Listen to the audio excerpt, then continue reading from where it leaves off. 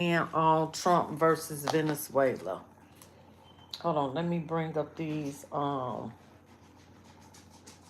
some of these news stories I got.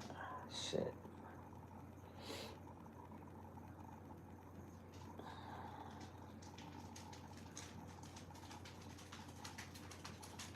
I wasn't trying to pin nothing. Oh shit.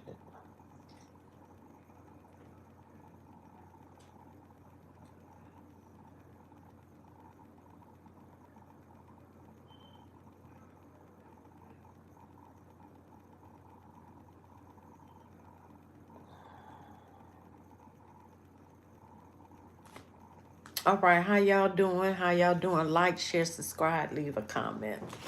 Yes, I got on my road because I wasn't going live. I was going to bed, but I said, shoot, I need to drop some videos. And that's what I'm going to do. Shout out to my new subscribers. I really, really appreciate y'all. Thank you so very much. Ooh, let me get my leg. Okay, let's get into it.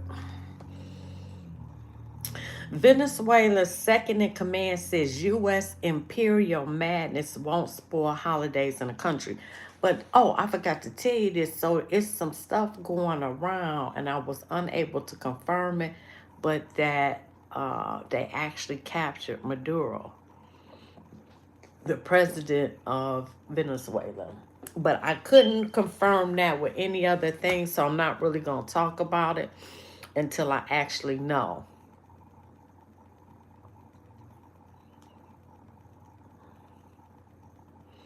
The Maduro regime has repeatedly rejected those claims, accusing Washington of waging economic warfare and seeking to justify regime change.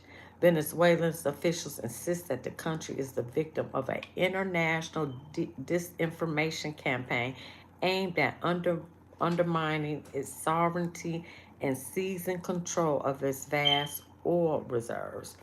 Trump, however, struck a defiant tone, suggesting that the operation marked a turning point. Hey, y'all, they're loading the ships with drugs. So we attacked the ships, and now we're attacking the area. They did the land strike today. Hey, Miss Go, how you doing, sweetie? So they did the land strike today. That area no longer exists. I don't know why people playing with this man. He is a law and order president. Human rights organizations, however, have raised concerns about civilian casualties and legal basis for some of the operations. Several groups have accused the United States of carrying out extrajudicial killings. I'm good, Cheryl. How you doing? Hey, Cheryl. Allegations the administration has firmly denied international law are conducted in self-defense. The reported strike also comes as Washington tightens economic pressure on Caracas. They want Maduro to resign, and Maduro said he was going to, hey, Ray, said he was going to resign within the next 18 months. The Trump administration has expanded sanctions on Venezuela's oil sector and recently ordered the seizure of vessels linked to the sanctioned entities. U.S. argues that the oil revenues are being funneled into drug trafficking, corruption, and also this oil is going into Iran. Thank you, Mr. Go. I appreciate you. Thank you. Thank y'all. According to U.S. officials, at least 107 people have been killed in operations tied to the administration. The Pentagon has recently surged additional assets into the region. So it was a report out today that they actually captured Maduro, but I couldn't find nothing else on it to confirm that. Thank y'all. Trump said Monday he had spoken very recently to Maduro by phone, but he said not much came of it. The alleged strike comes amid an intensifying U.S. campaign against drug trafficking. Because he done made fentanyl a weapon of mass destruction. If you get caught with one fentanyl pill. That's a mandatory 10 years for one pill.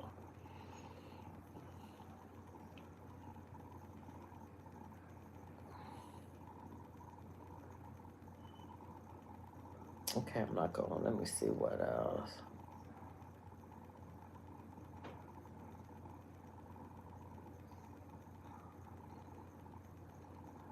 Okay, I'm done with that article.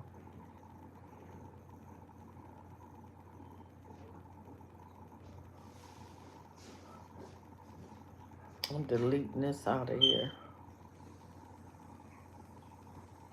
So President Trump said Monday that the United States destroyed a docking area used by Venezuelan drug traffickers, marking what would be the first publicly acknowledged U.S. ground strike. See, now they on the ground strike inside the country amid escalating tensions with Nicolas Maduro. Speaking to reporters at Mar-a-Lago in Florida with Prime Minister Netanyahu of Israel, Trump said U.S. forces targeted a coastal facility used to load drugs onto boats for international markets. There was a big explosion on that dock.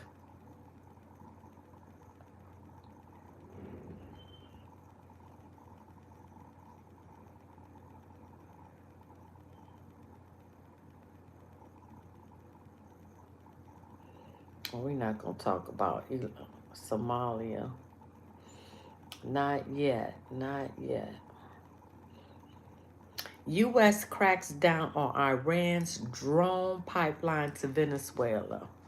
The United States on Tuesday imposed a new round of sanctions targeting a network of Iranian and Venezuelan individuals and companies accused of facilitating the transfer of military knowledge and technology between the two countries, including the production of combat drones. The measures announced by Treasury Department's Office of Foreign Assets Control target 10 individuals and entities linked to the U.S. Trump ain't playing with the people.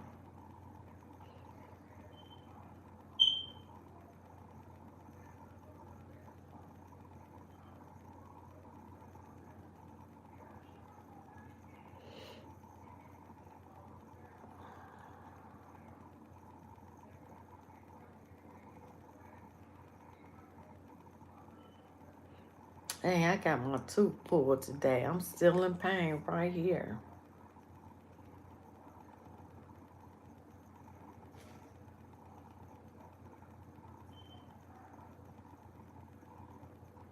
I want to make sure I got everything.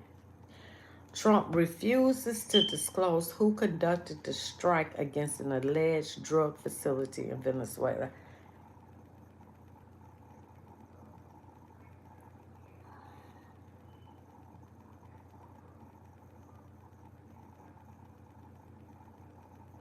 The radical left have been using fraudulent oh shoot, that's Elon Musk. Hold on, we ain't talking about him.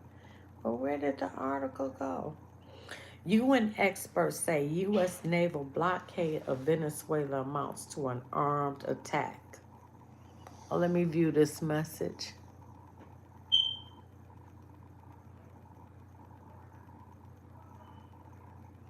Ryan, fuck you. Fuck you. And that's what I mean. You don't call me a nigga and think you gonna get away with it. Fuck you. Let me ban your ass. Let me ban you. Let me report you.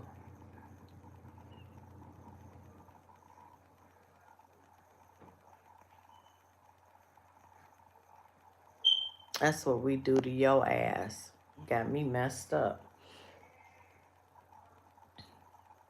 So the United States human rights experts have said that the United States royal blockade is a violation of the United Nations Charter.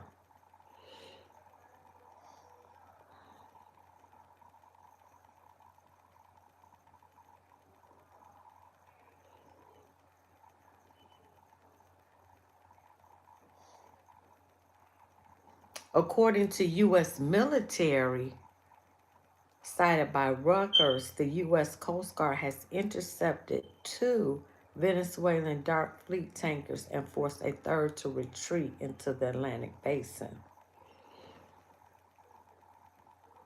So they mad about that. Hey, Money Low, what up? Talking about Venezuela again. Trump they own the land now. They own the land.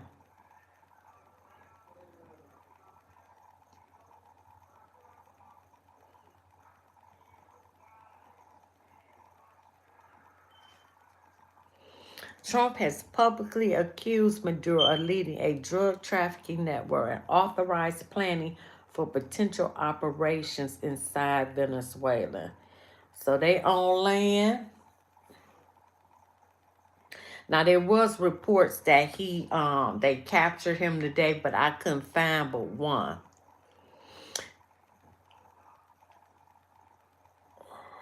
Okay, I'm not gonna read that. Mm-mm.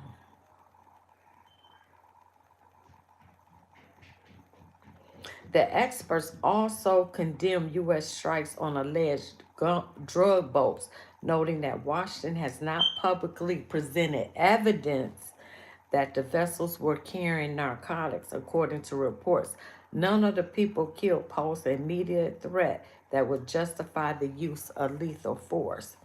They said calling the deaths violations of the right to life and urging investigations and accountability.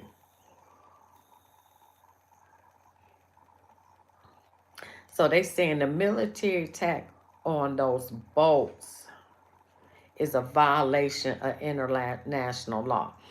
Well, see, it's a difference between international law and maritime law.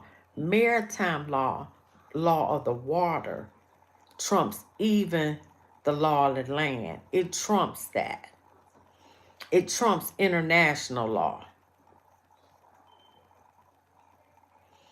Since August, the United States has deployed a significant military force in the Caribbean, claiming it aims to combat drug trafficking. And let me tell you, now that he done made fentanyl a weapon of mass destruction, the streets over with. Because one fentanyl pill is 10 years. One. You getting football numbers. And now that I'm thinking about Future brother who got caught with them bricks of fentanyl, and he got out on bond, so you know he telling. That's automatic life. He ain't never getting out unless he telling. And he got to give up the top people. Okay, I just got off a little bit.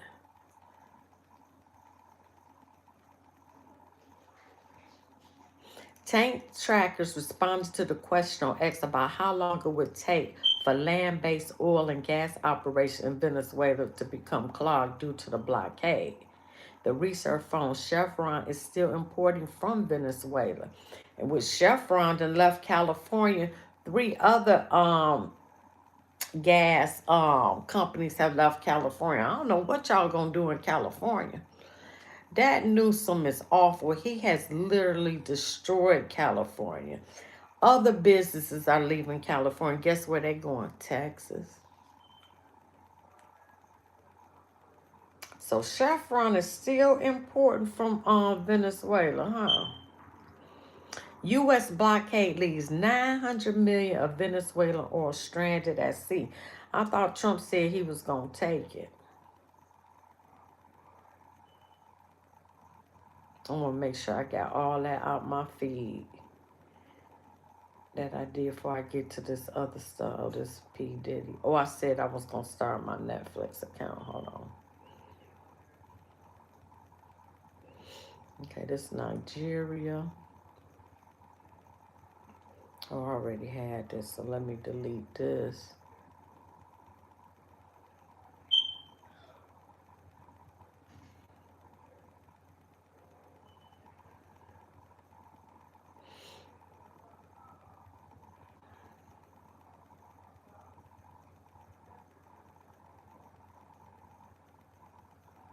Okay, I'm gonna delete this.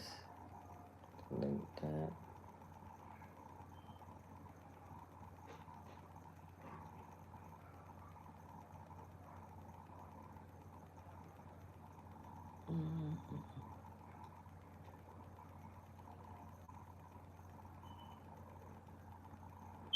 Oh, I got to get in on that one.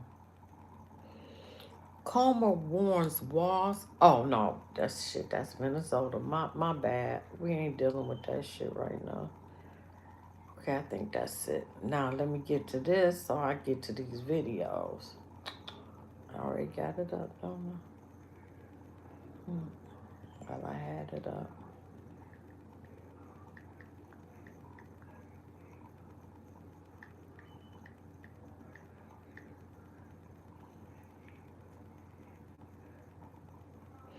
CIA carried out. Hey, CIA carried out drone strike on port facility on Venezuelan coast.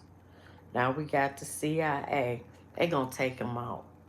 They gonna take Maduro out. They gonna take him right on out. The CIA carried out a drone strike earlier this month on a port facility on the coast of Venezuela.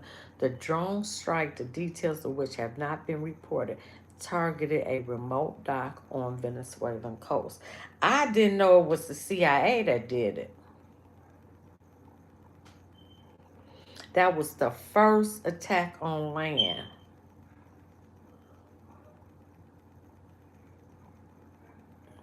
Trump bombs Venezuelan land. Maduro, you need to go ahead and step out, step aside, step aside.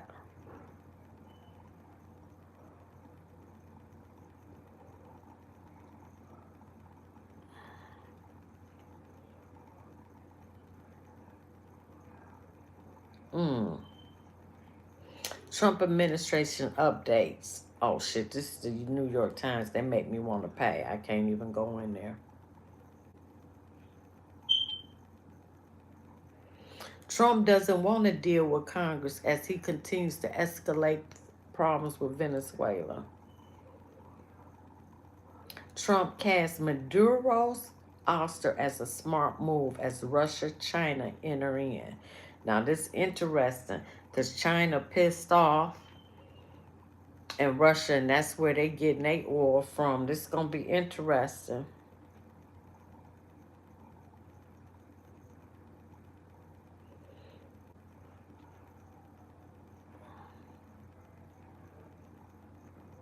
Okay, this is the last one.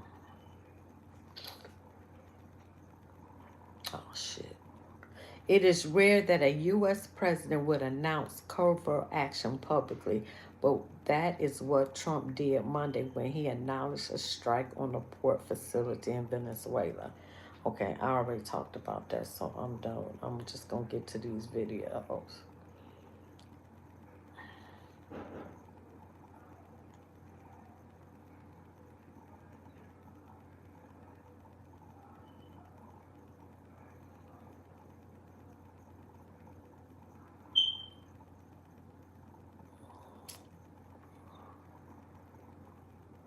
Oh, where is my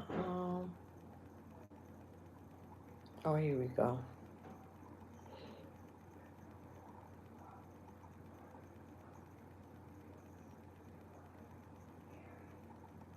Huge fines harming their growth and giving China an edge in the AI race. So think about it. The deep state players out in Europe, they're trying to convince everyone that if you speak hatefully,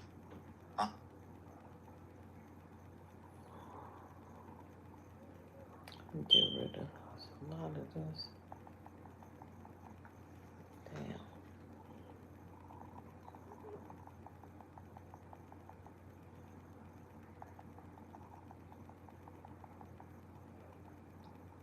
Okay, here we go. This a beast. With most peaceful media. You just referenced the lower amount of illegal drugs that are coming by sea, and you just said that you're going to start that same program on land soon. Are you just referring to Venezuela, or are you referring to other countries of Latin America? Anywhere drugs are pouring in, anywhere, not just Venezuela. Yes. Speaking of Venezuela, oil, what are we going to do with the oil that we have? Going to do with what? The oil that has been seized. The United States seized 1.9 million barrels of oil on December 10th. We're keeping. Where's it? Are we going to sell it, or what are the strategic? Maybe we'll sell it. Maybe we'll keep it.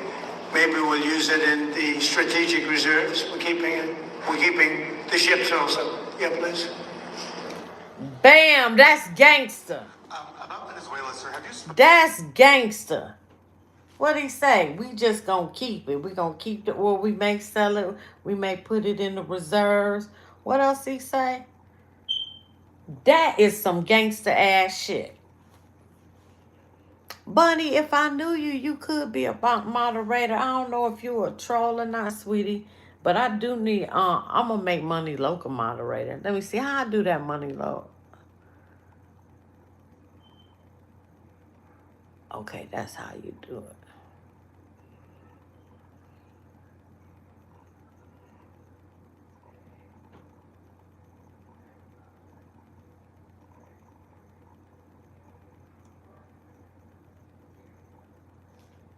Okay, I made Money Local moderator. That is some gangster shit. that have had their assets seized about what a post-Maduro Venezuela would mean for them and what coming back and restarting operations? The big ones, yeah. I have. Yeah, please. Why do you feel like this initiative was neglected for so many years, and does this come amidst the rising tensions between the U.S. and Venezuela? We're talking about with Venezuela? Yes. Well, you had a different kind of a president before me. They didn't mind being ripped off. They didn't mind being robbed. They didn't mind drugs pouring into our country. They didn't mind the jails of Venezuela and Trenton, Nicaragua being emptied into the U.S. where they take over Colorado and other places. I do mind. So you had a different kind of a president. I hope people are enjoying it because we've never been respected more than we are now. Yeah, please. Bam, gangster. That's gangster. Oh, excuse me.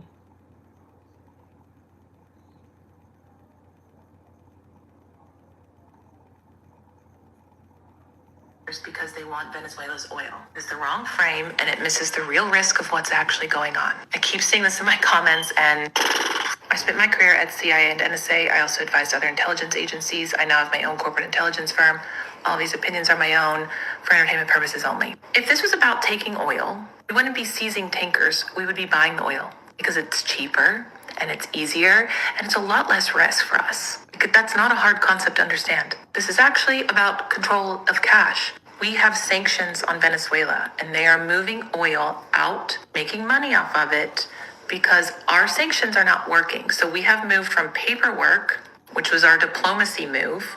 We put sanctions on them as a way to not escalate, but that's not working.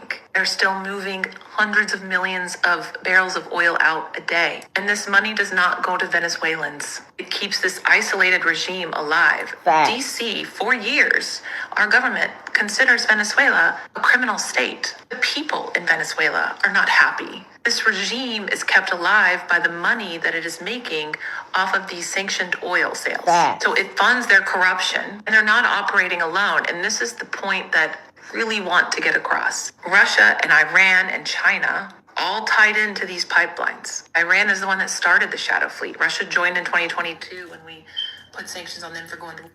Money Loc, I made you a moderator so you can kick these stupid people out of here. In the Western Hemisphere. Yep, I made you a moderator. Because now you have China and Russia and Iran who have access to the United States now. Missiles that couldn't get across from their countries. Facts. Maybe could.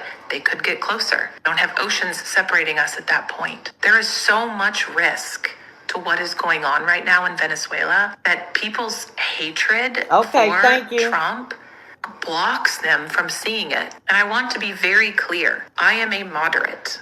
I have voted left and I have voted right. I lived in DC for most elections. My vote doesn't fucking matter. What I do on here is try to give a different perspective. Sometimes it might align with the right. Sometimes it might align with the left. I don't care.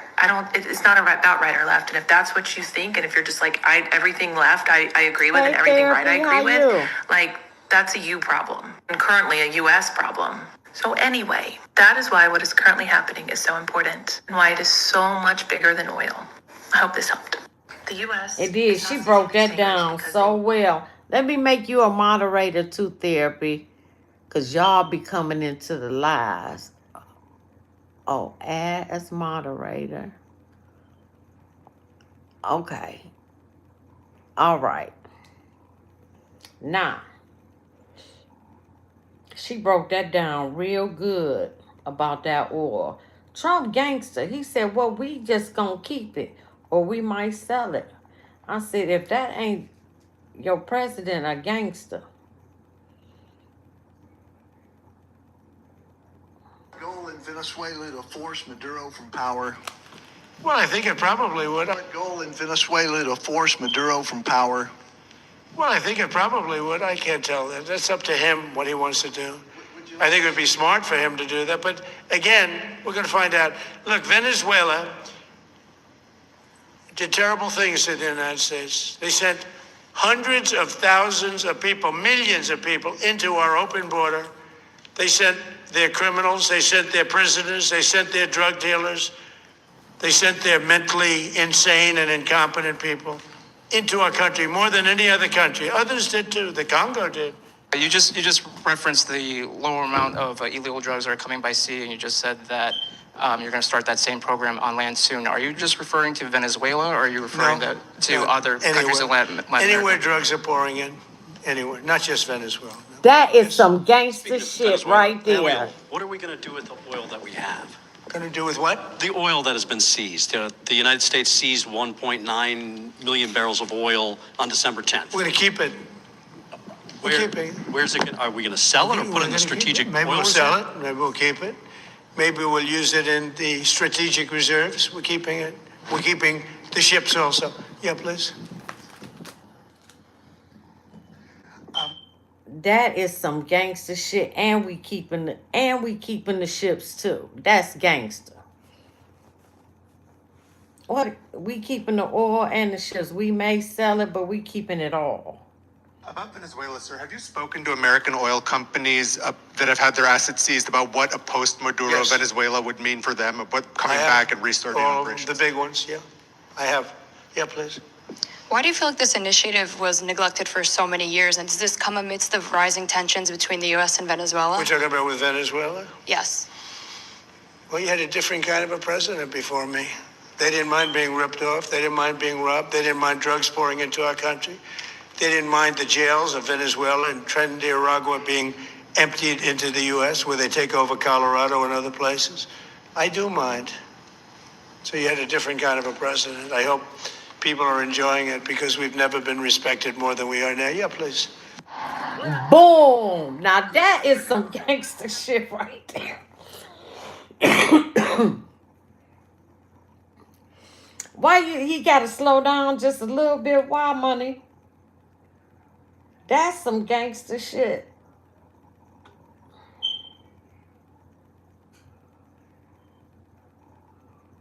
Okay, I'm not gonna play that. I already played that.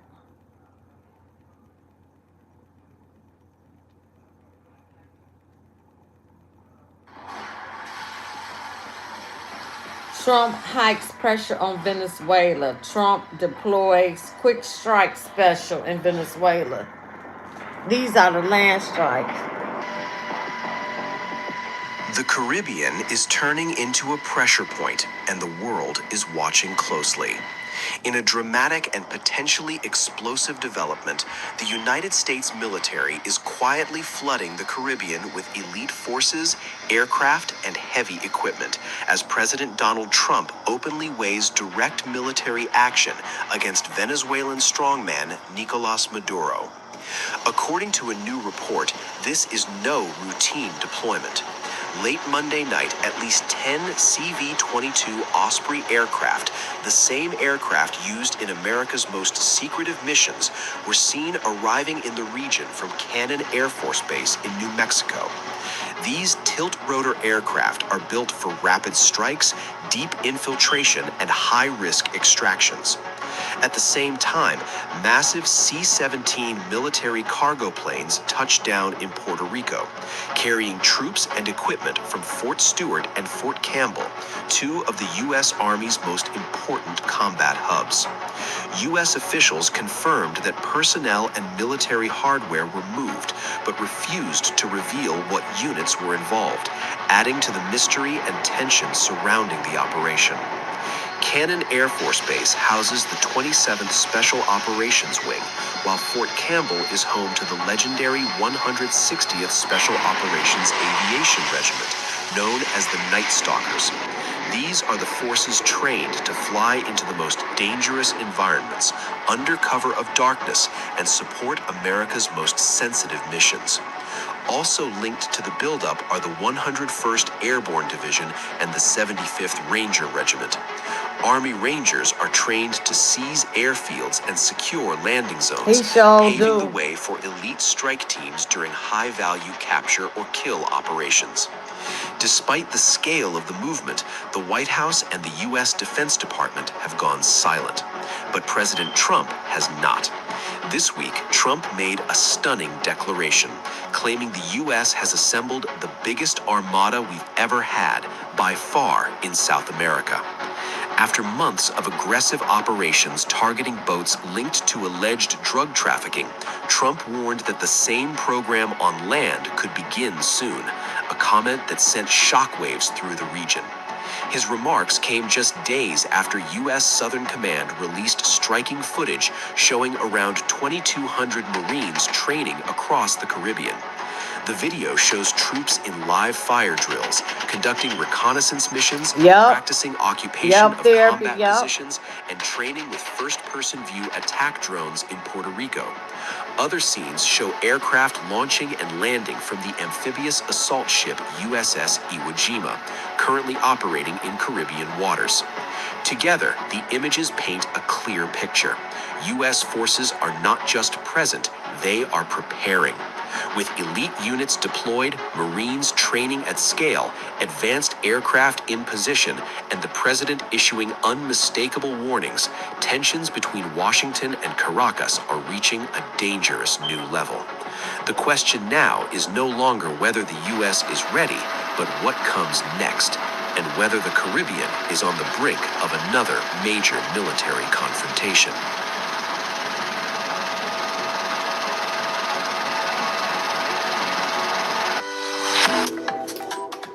Man, I'm gonna stay on this.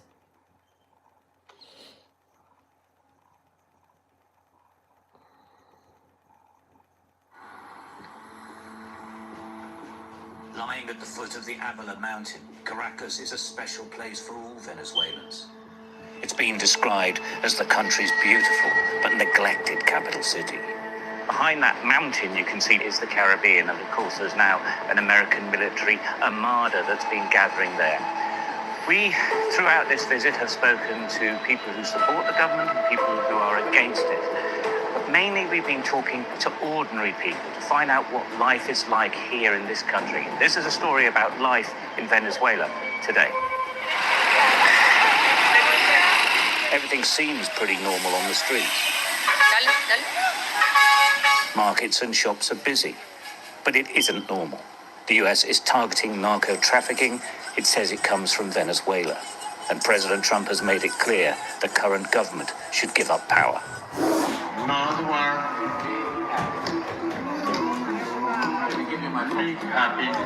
The nominal president of Venezuela, Nicolas Maduro, is undoubtedly under pressure from America, but he's doing his best to carry on as normal. We watched him dancing and singing with the crowds at one of his latest rallies.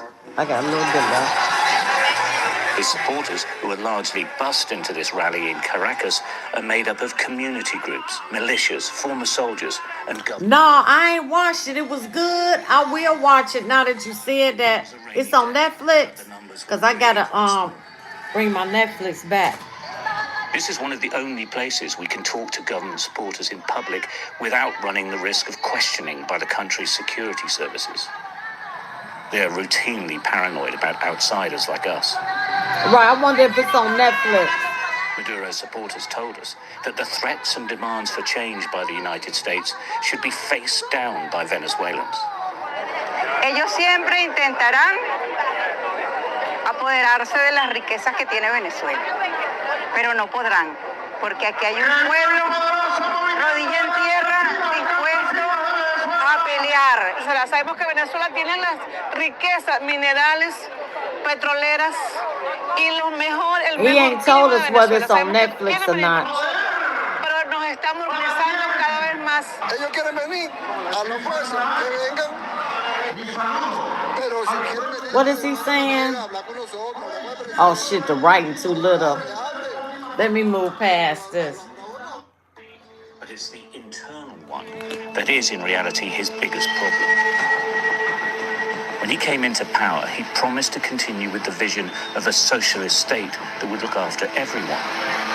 Oh, it's on Prime Video. But this is what it's come down to for some. A life on the streets, searching through rubbish for anything of value. You ain't talking about his attorney that went to jail, Michael Cohen.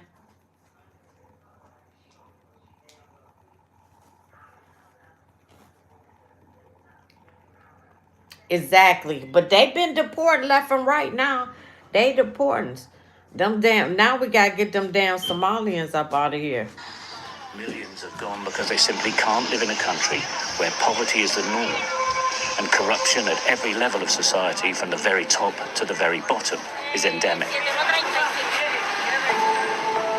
Add to that a collapsed health service, education sector, industrial base, and corrupted legal and political institutions. And it's sad what he did when Chavez was in. Venezuela was one of the richest countries in Latin America, one of the richest, and now it's one of the poorest.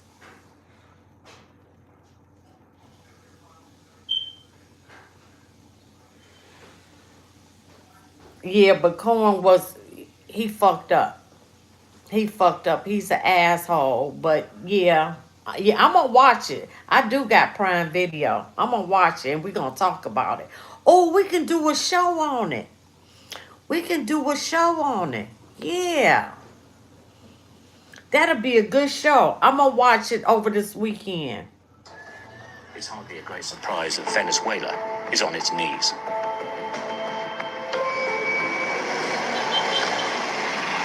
Filming anything that could be construed as critical of the government here is fraught with danger. Local journalists find it difficult. As foreigners, openly filming is even harder. So we restrict our presence on the streets, filming indoors with people we trust, or in cars as we drive around.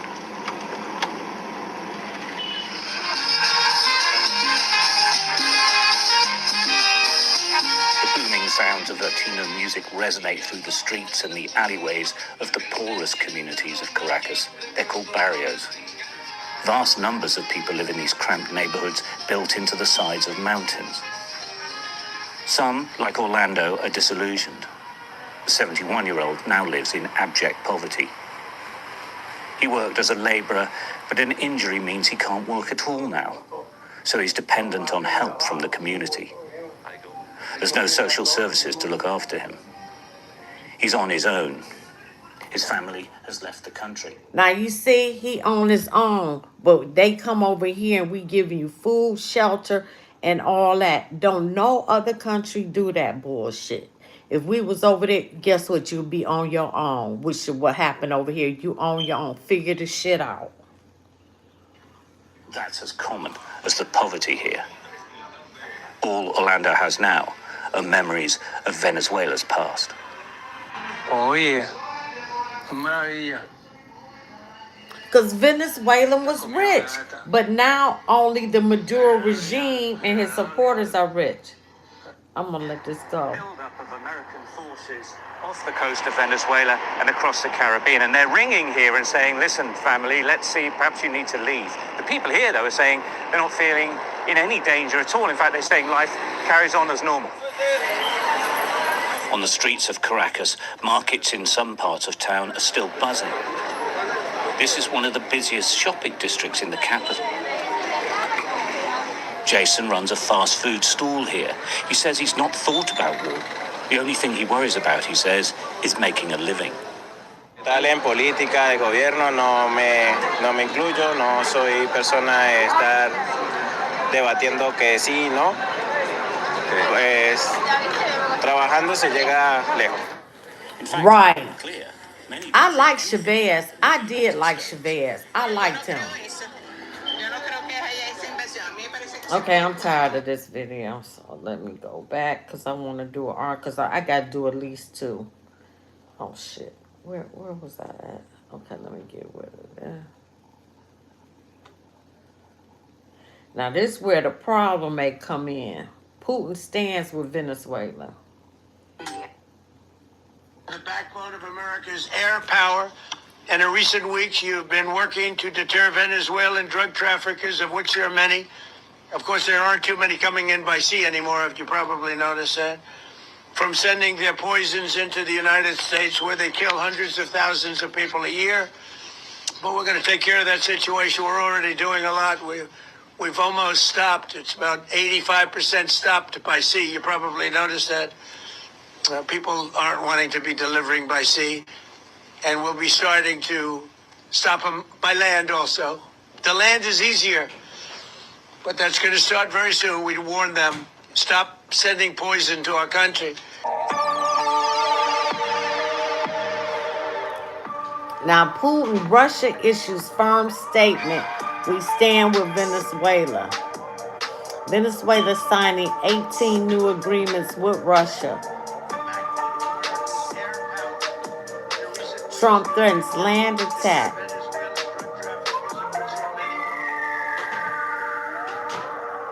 Tensions simmer as Maduro puts Venezuela Air Force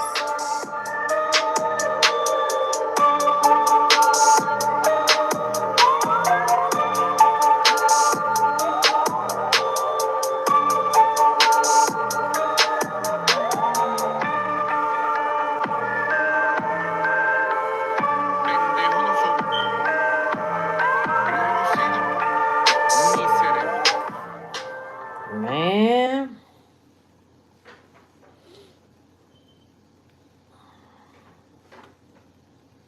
Let me delete that. Okay, I think I got all this.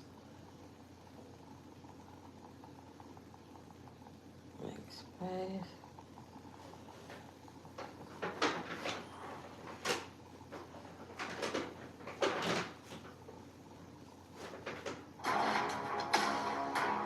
I think I just showed that.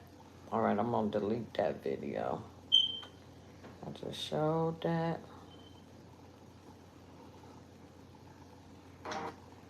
President Trump could do better in his country and in the world. He would do better, right? Within his country, with the economic and social issues, he would certainly fare much better in the eyes of the world if he were to properly address the pressing issues of his own country. Every single president should truly stick to their own responsibilities, focusing on the specific matters of their respective nation, because it is absolutely unacceptable that he dedicates a full 70% of his public speeches and official declarations, and indeed all of his valuable time, to the situation in Venezuela. He can do whatever he wants. What's your end game? Maduro? What's your end game? There's no answer. He can do whatever he wants. I mean, we have a massive armada formed, the biggest we've ever had, and by far the biggest we've ever had in South America. He can do whatever he wants. It's all right. Whatever he wants to do. If he wants to do something, if he plays tough, it'll be the last time he's ever able to play tough. Oh, that's gangster. Have you spoken to American oil companies that have had their assets That's seized? gangster.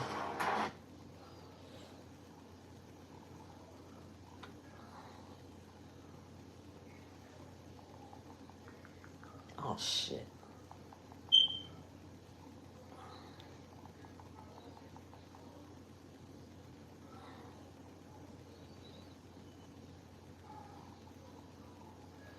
Okay, I'm going to delete this because I already did this.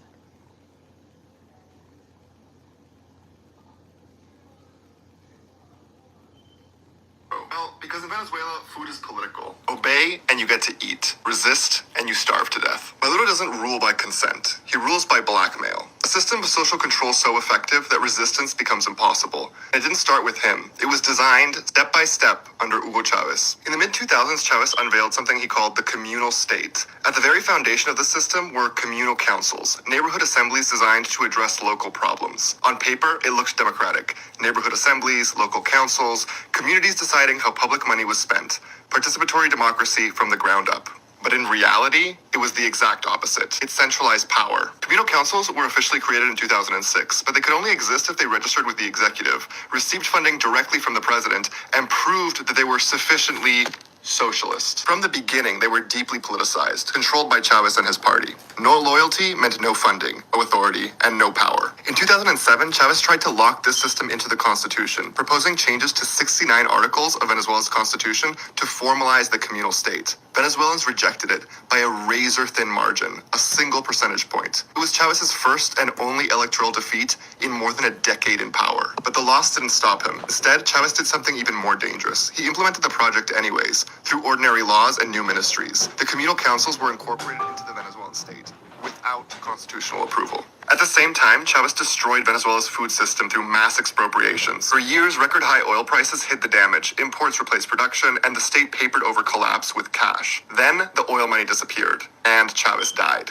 Suddenly, there was no food. Supermarket shelves were empty. Families lined up for hours for a single bag of flour. Even middle-class Venezuelans sifted through the garbage on the streets for scraps, eating whatever they could find just to survive. After Chavez's death, Nicolás Maduro inherited a country in open revolt. By 2016, after capturing the Supreme Court and neutralizing the opposition-controlled National Assembly, Maduro turned to the communal councils to build his most powerful tool of social control, the local committees for supply and production, known as the CLAPs. CLAPs are neighborhood food committees embedded inside existing communal councils. Here's how they work. Families must register with their local CLAP. Committee members, loyal to the regime, survey each household, record who lives there, and report back to the state. Once registered, the government ships boxes of basic foods, rice, pasta, sugar, oil, powdered milk, to the community. The CLAP committee decides who receives the box, when they receive it, and whether they receive it at all. These boxes are rarely enough to feed a family for more than a few days, but in a country with no food, they become the difference between eating and starving to death. And that power is used politically. Opponents are excluded, critics are punished, and loyalists are rewarded. From the start, CLAPs weren't humanitarian aid. They were a political instrument designed to force Venezuela's starving population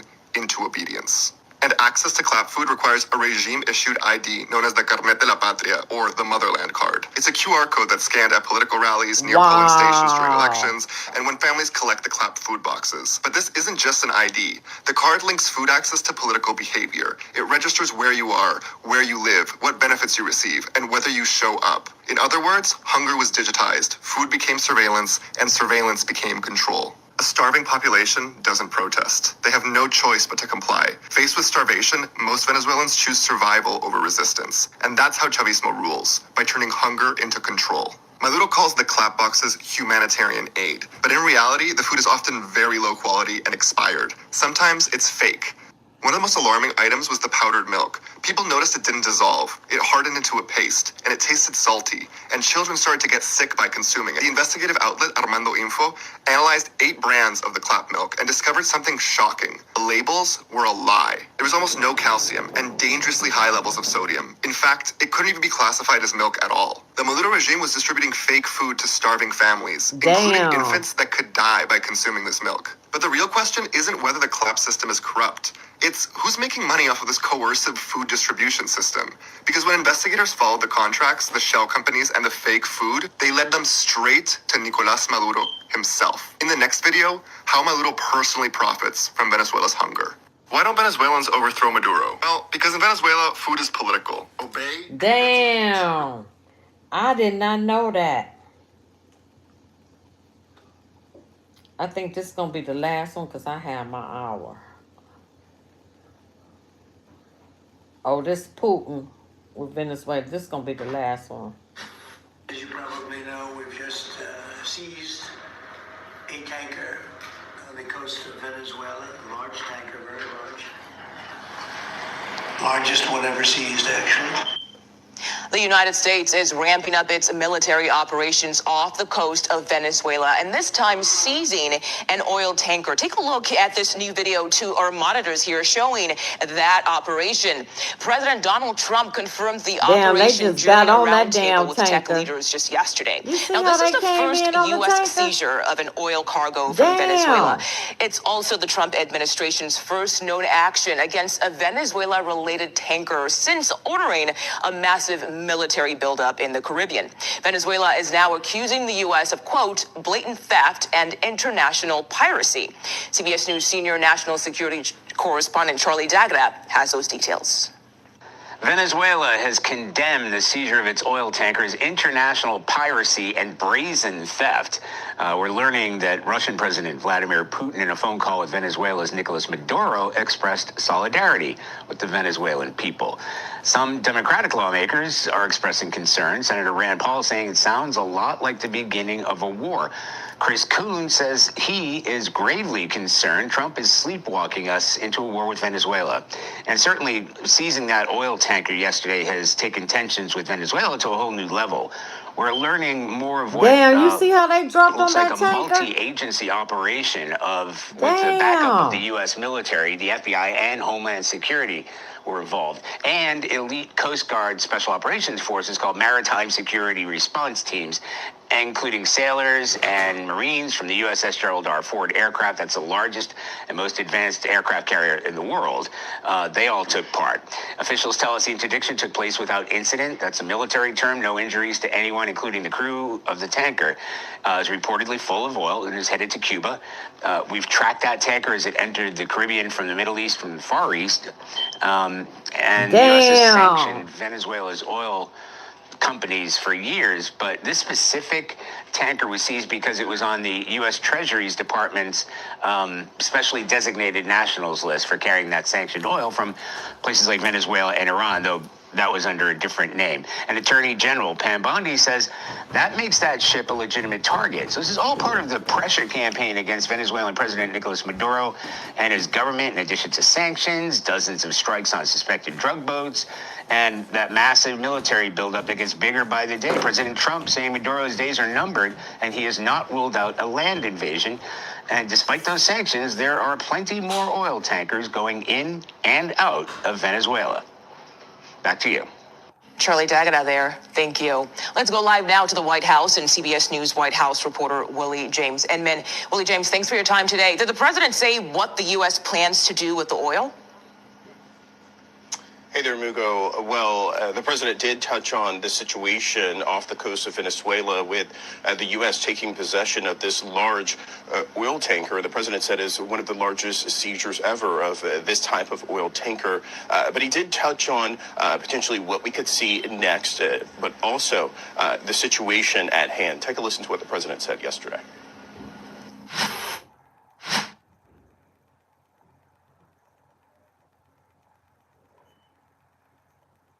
Well, it ain't moving. Okay, I'm told that we don't have that sound from the president, but he did say that we'll keep it, I guess. And a reporter in the room asked him, where does it go, what port it would go to? And the president simply said that you'll have to follow the tanker. So certainly this is a situation in which the U.S. Appears to have escalated this push against Nicolas Maduro, the leader of Venezuela. Of course, we know that the U.S., the president in particular, has blasted Maduro, essentially saying that he's the head of a drug cartel. We, of course, know that oil is a big moneymaker for Venezuela. So the U.S. taking possession of this sanctioned oil tanker certainly is a escalation of sorts. It's unclear what happens with the oil, but the president seemingly saying that we'll potentially keep it. But it's unclear what will happen next from there, though, Lugo. Yeah, and Willie James, you obviously mentioned Venezuela's president, Nicolas Maduro there. Is this all part of an effort to remove him from power? Yes. Well, the president has been asked this multiple times, including this week in an interview with Politico. But he was also asked this question by our own reporter, I should say, on 60 Minutes. He was talking to about this situation, I should say, in terms of what could potentially happen to Maduro. Take a listen. On Venezuela in particular, are Maduro's days as president numbered? I would say, yeah. I think so, yeah. So that's Nora O'Donnell there, of course, the correspondent for 60 Minutes, asking the president that question in terms of what happens to Maduro. The president has demurred in terms of regime change, in terms of if Nicolas Maduro would perhaps stay in power. And the president hasn't ruled out military escalation in terms of striking those military targets, those drug cartels in Venezuela, those land strikes. So the president hasn't ruled out that option, but oftentimes when he gets asked this question. Well, let me just tell you this. Money Low, I'm about to do the PSYOP. That's my next video and my last video tonight. And then I'm going to do Young Boy in the morning. I don't know, I might do Young Boy tonight. I'm not sleepy. Listen, I'm about to show you the PSYOP with that South Carolina stabbing with that Ukrainian girl. All right, I'm about to end that here. Oops. Like, share, subscribe, leave a comment, hit that like button, y'all. I'm coming right back. Yeah, you gonna see what I was talking about. I know it take me a minute to get my stuff together, but it's together. All right, I'm coming right back in about 5-10 minutes. All right.